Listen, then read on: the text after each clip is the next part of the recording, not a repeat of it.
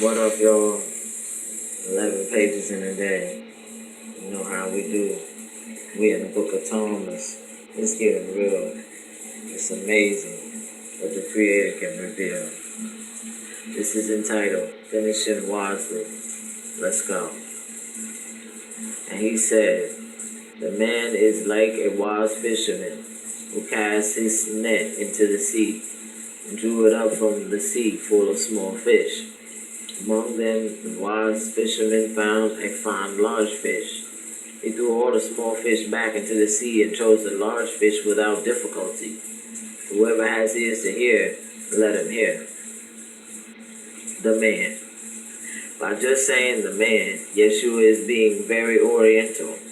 For in the East, it is considered an absolute that no one is really a human being until he has attained the state of consciousness that befits the human level of evolution. Damn. That is why in some texts there is insistence that all human beings, or everyone, or the whole world, engages in praise and worship of the Creator.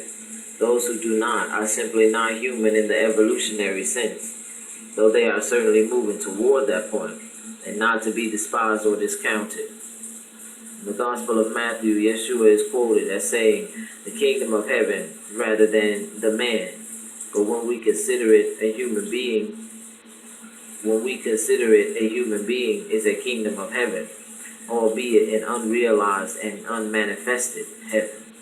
Oh, I hope y'all caught that. This is called the wise fisherman. A wise fisherman is someone who casts the net of his consciousness into the sea of the cosmos and correctly evaluates whatever he draws up into it. Being wise, he seeks for that one thing, which when known, all else is known. To get to that, he must not be satisfied with anything less than the one.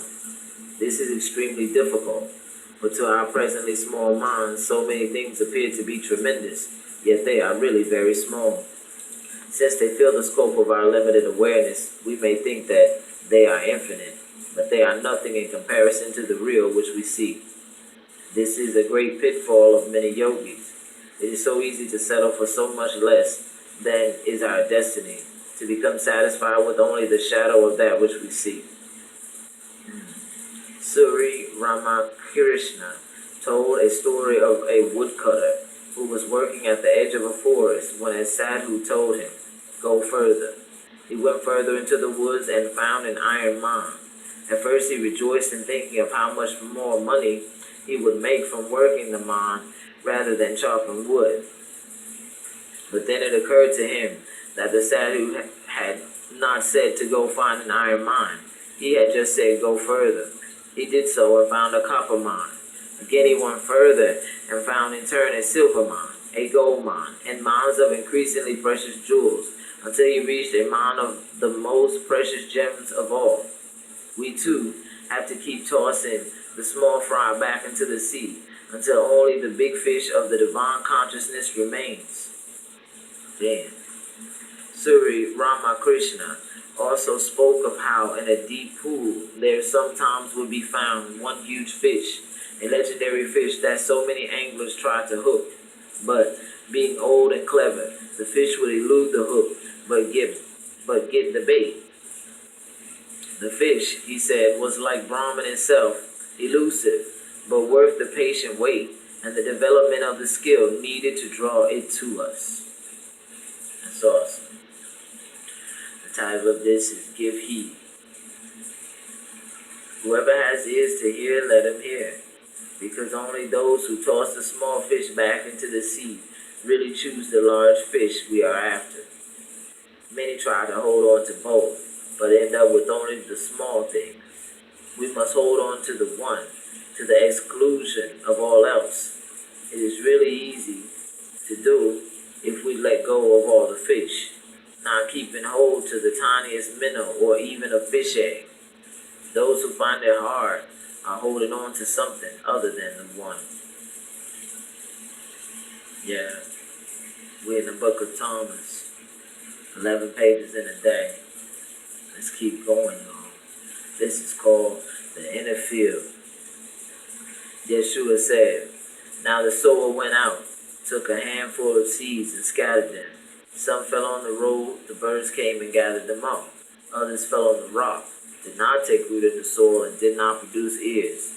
And others fell on thorns. They choked the seeds, and worms ate them. And others fell on good soil, and it produced good fruit, and bore 60 per measure, and 120 per measure." Now the sower went out, took a handful of seeds and scattered them.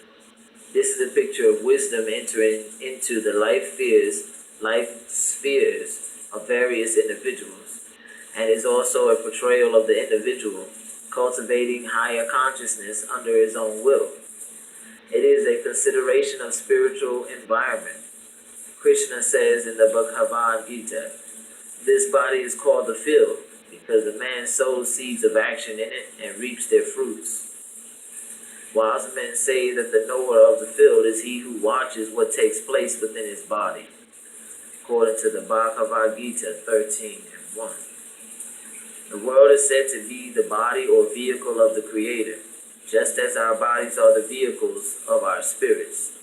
Both we and the Creator are engaging in the process of evolution, not of our spirit being, for that is eternally perfect, but of our body, instruments, so they may reveal and manifest the light of spirit.